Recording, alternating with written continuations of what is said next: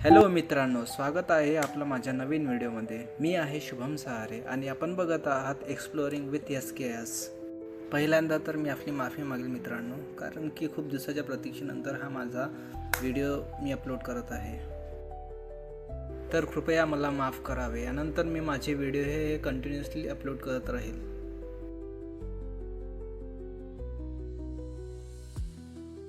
तर आज आपण जाणार आहे मोर्शी जवळील सालेबर्ड येथे, जे की अमरावती जिल्ह्यामध्ये येते. तसेच मोर्शीचे अंतर हे अमरावतीहून 50 किलोमीटर आहे आणि मोर्शीवरून सालेबर्ड हे 10 किलोमीटर आहे. जर आपण अमरावतीहून येत असाल तर आपणाला याचे अंतर टोटल 60 किलोमीटर पडणार. हा जो हायवे आहे हा नागपूर हायवे आहे, जो वरील मार्ग होता काटोल मार्गाने नागपूरला पोहोचतो.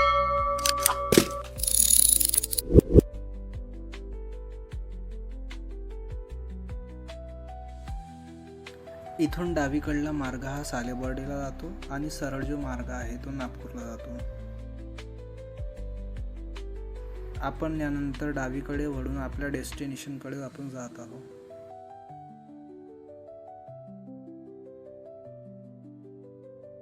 हा जो सालेबर्डीचा मार्ग आहे उत्तम प्रकारे बनलेला असून आपणाला कुठल्याच प्रकारच्या इथे अडथळा होणार नाही, जसे की रस्त्यामध्ये खडदळ वगैरे. रस्ता चांगला असल्या कारणाने वाहनाची वर्दळ इथे नेहमी सुरूच असते. रस्त्याच्या दोन्ही पलीकडे उत्तम प्रकारची झाडे लावून या रस्त्याचे सुशोभीकरण केले गेलेले आहे. हा जो मार्ग आहे सरळ आपल्या डेस्टिनेशनकडे निघतो, त्यामुळे कुठेच वळण घेण्याची गरज आपल्याला पडत नाही. तसेच ऊर्जेचे ट्रान्सपोर्ट हे लहान लहान खेड्यापर्यंत पोहोचलेले आहे, त्यामुळे आपल्याला इकडे ऊर्जेची कमतरता भासणार नाही.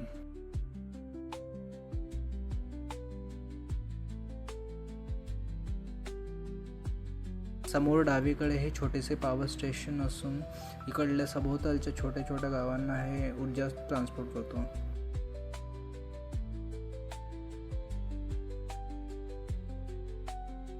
अमरावती हे संत्र्यासाठी ओळखली जात असल्या कारणाने आपणाला अमरावतीमध्ये जास्तीत जास्त शेतामध्ये संत्र्याचे बगीचे दिसतील.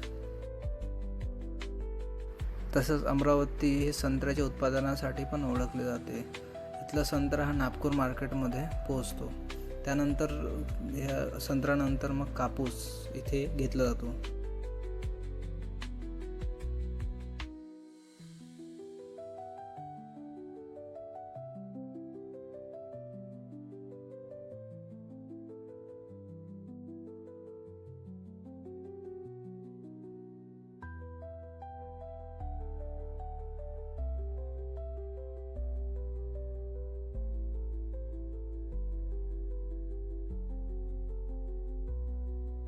आपण सरळ ते पहाड बघत असाल, ते आहे सालेबर्डीचा पहाड, जिथे आपल्याला जायचं आहे फिरायला. ह्या पहाडाच्या पलीकडनं मध्य प्रदेशची बाउंड्री सुरू होत असते.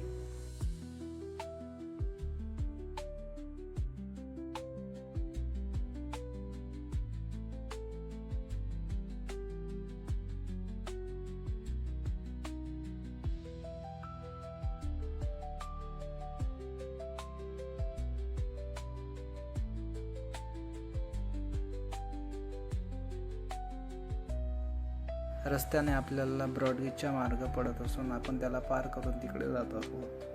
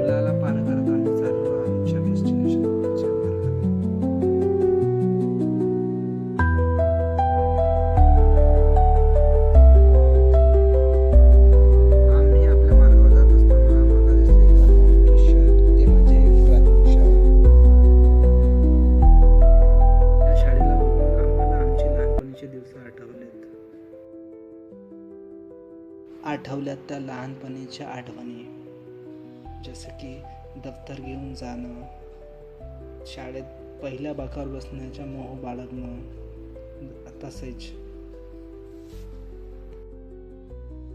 जेवणाच्या सुट्टीत शाळेमधली खिचडी खाणं आणि त्यानंतर मस्तपैकी खेळणं. या आठवणींचे जागरण करून आम्ही पुन्हा निघलो आमच्या मार्गाकडे. जे दुरूनच दिसत होतं एका पहाडावर असलेलं ते सालेबर्डी.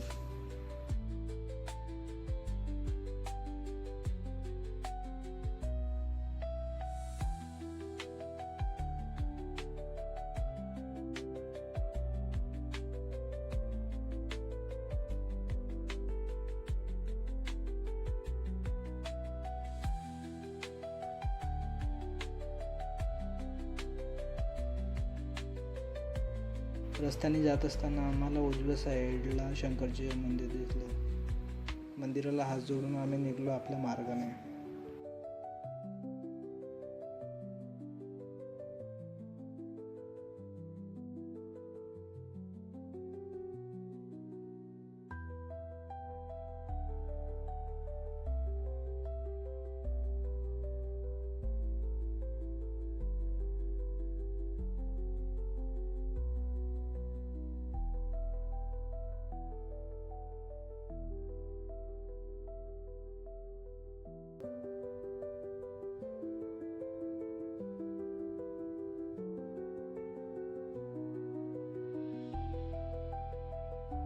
So finally you can see the boundary of Madhya Pradesh.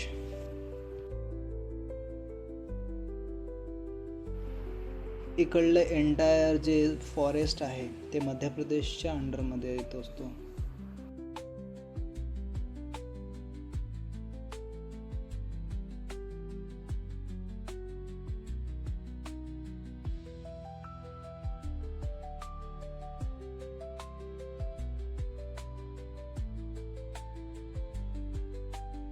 हे आहे मध्य प्रदेशच्या फॉरेस्टचे एंट्री गेट, जे की इथून चालू झालेलं आहे.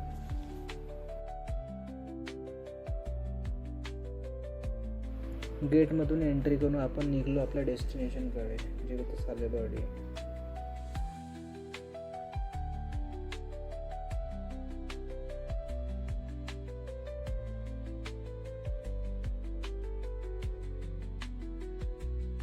उजव्या साईडला बघू शकता एक नदी प्रवाहित होत आहे आणि त्या नदीच्या साईडला बसलेले गाव आपण क्लिअरली बघू शकता.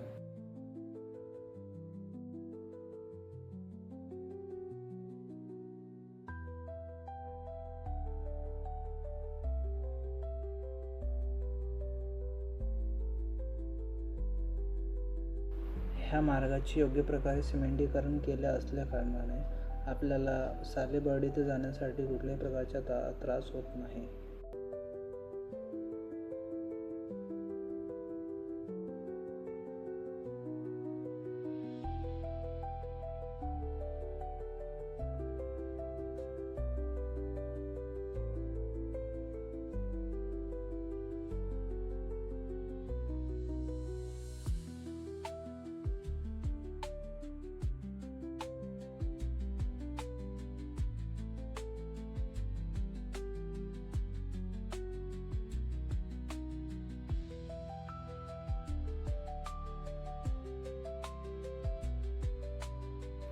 हे आहे निसर्गानं वेढलेलं एक पहाड, जे की सालेबर्डीच्या पहाडाला कनेक्टेड आहे.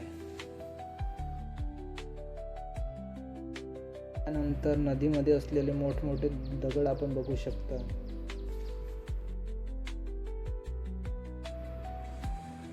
पहाडावर वसलेल्या मंदिराचे मनमोहक दृश्य आपल्याला दिसून पडते.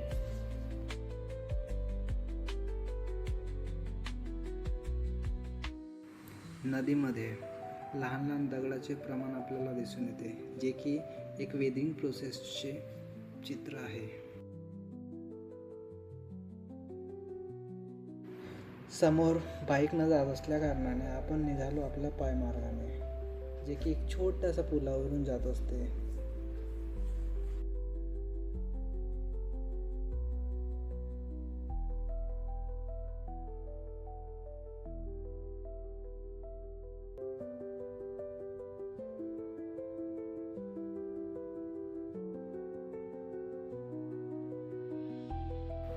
इथं निसर्गाने वसलेले चित्र आपण योग्य प्रकारे बघू शकता.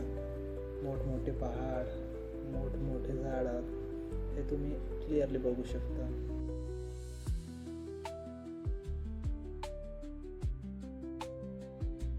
आपण बघू शकता हा जो मोठा पहाड आहे हा सह्याद्रीलाच लागलेला आहे आणि जो पहाड आहे जिथं आपण चाललेलो आहोत तो सुद्धा एक सह्याद्रीचा भाग आहे. त्याच्यामुळे आपण म्हणू शकतो की आपण सध्या सह्याद्रीवरच आहोत.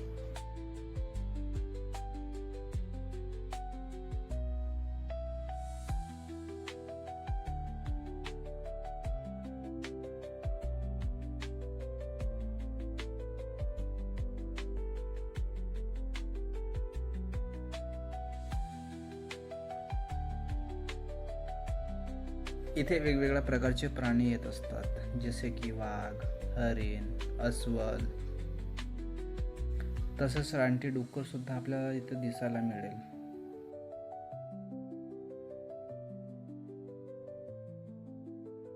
या मोठ्या जंगलामध्ये आपल्याला 1-2 घरं सुद्धा बघायला मिळतील. त्यानंतर आम्ही निघालो आमच्या डेस्टिनेशनकडे. हे ठिकाण यात्रेकरूंसाठी प्रसिद्ध असल्या कारणाने वेगवेगळे यात्रेकरू किंवा पर्यटक इथे येत असतात. दूर कुठेतरी झूम इन केल्यानंतर आपल्याला एक विलेज सेटलमेंट दिसायला मिळेल आणि सभोवताली असलेलं शेती. यावरून आपल्याला असं म्हणता येईल की शेतीचा वापर हा उदरनिर्वाहासाठी केला जातो.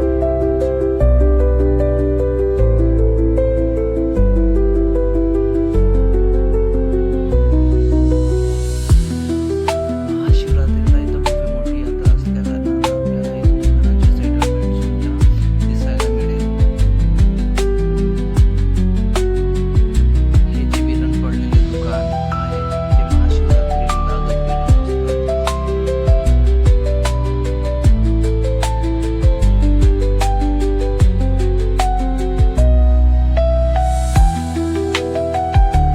भव्य मोठी यात्रा करत असल्या कारणाने इथे सगळ्यांना रोजगाराची संधी उपलब्ध होत असते.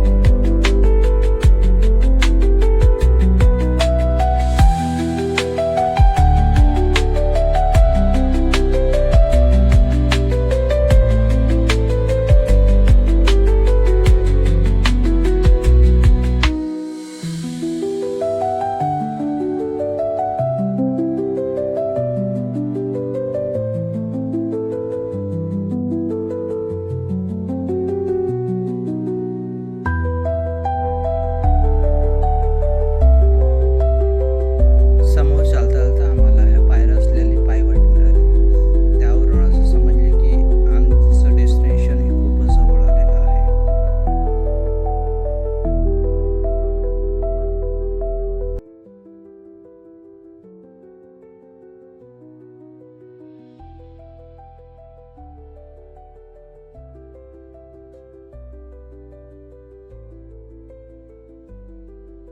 चढता चढता खूप थकायला झालं असल्या कारणाने आम्ही समोर असलेल्या दुकानात उसाचा ज्यूस पिला आणि त्यानंतर निघालो आम्ही आपल्या पुढच्या वाटेने. सो फायनली आम्ही पोहोचलो आमच्या डेस्टिनेशनकडे. आपण बघू शकता चढण्यासाठी इथे बॅरिगेट्स लागलेले आहेत, ज्याला हात पकडून आपण वरती चढू शकतो. तर मग काय, आम्ही पण निघालो वरती बॅरिगेट्सला हात पकडून चढायला.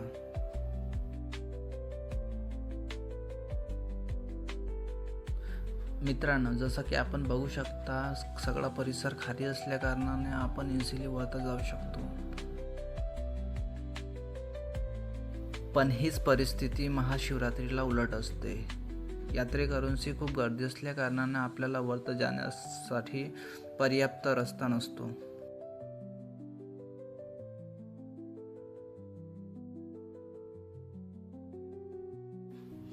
इथे उभं राहून आपण समोरच्या पहाडाचे मनमोहक दृश्य अनुभवू शकतो, जे की खूप सुंदर असते.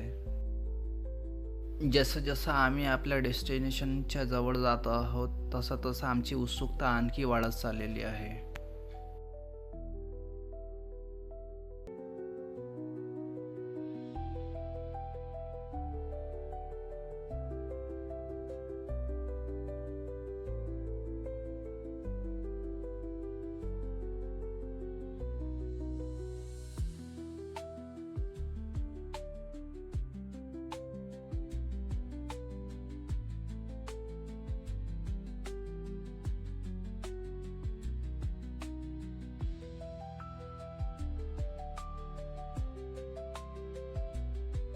जंगल असल्या कारणाने इथे आपल्याला बंदराची सुद्धा उपस्थिती प्राप्त होऊ शकते. सभोवताली आपण वेगवेगळ्या प्रकारची बंदरे सुद्धा बघू शकता. कोणाला जर इथं पूजा करायची असेल तर त्यांना इथं आरतीचे ताट वगैरे उपलब्ध आहेत. आज जाण्या अगोदर आपल्याला इथे आपली चप्पल आणि जोडे काढण्याची सोय सुद्धा उपलब्ध आहे.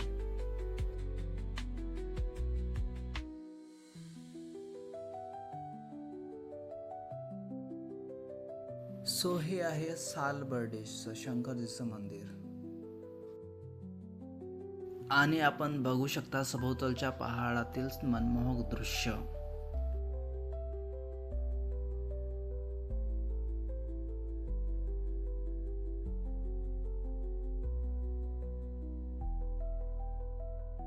आणि आम्ही नंतर निघालो गुफेच्या मार्गाने, जिथे आहे शिवलिंग, जे की एक दुसरं आकर्षण आहे.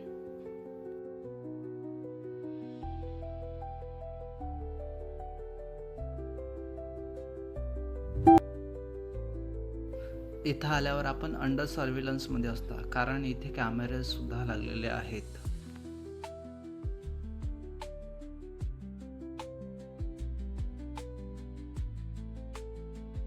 गुफेत जाताना आपल्याला कुठलाही त्रास होणार नाही, कारण इथे पायऱ्यांचे सुशोभीकरण तसेच योग्य सेटल्ड पायऱ्या आहेत. या उंच पहाडावर इलेक्ट्रिकची सोय उपलब्ध झाल्यामुळे गुफेमध्ये आपल्याला अंधार. पुढे टर्न घेता आपण पोहोचलो आपल्या दुसऱ्या आकर्षणाच्या ठिकाणावर, जे की होतं शिवलिंग.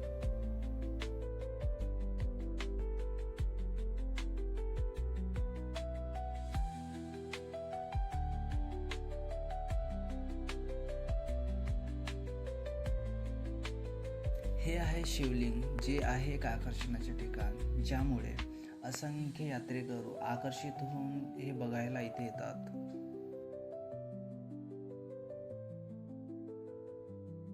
सगळं ठिकाण खाली खाली असल्या कारणाने आम्हाला इथे सफोकेशनचा अनुभव सुद्धा आलेला नाही, पण हीच परिस्थिती शिवरात्रीच्या वेळेस उलट होऊ शकते, कारण गर्दी असंख्य प्रमाणात इथे उलटून येते. त्यामुळे इथे ऑक्सिजनचे प्रमाण कमी होत असते.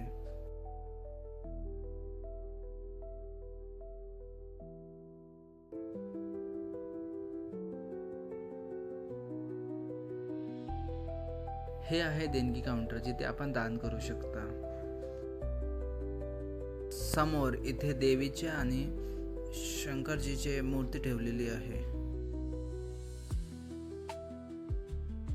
इथल्या सर्व आठवणींचा साठा घेऊन आम्ही निघालो गुफेच्या बाहेर आपल्या मार्गाकडे, जिथून आम्ही आलो तिथं जाण्यासाठी. पायऱ्यावरती सरळ असल्या कारणाने आपल्याला चढण्यासाठी खूप एफर्ट्स लागू शकतो, सोबत थकवा सुद्धा येऊ शकतो.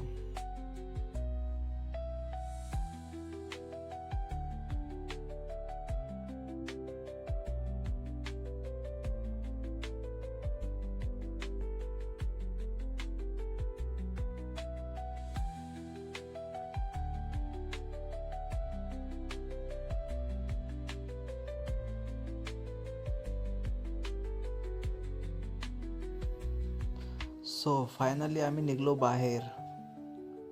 गुफेमध्ये जाण्याचा आणि बाहेर निघण्याचा मार्ग वेगवेगळा आहे. हे आहे गुफेबाहेरील दृश्य. तर मित्रांनो, व्हिडिओ जर आवडला असेल तर लाईक करा, कमेंट करा आणि सबस्क्राईब करायला विसरू नका. भेटूया आपण आपल्या नवीन व्हिडिओमध्ये, आपल्या पुढच्या नवीन सफरमध्ये. So bye and take care.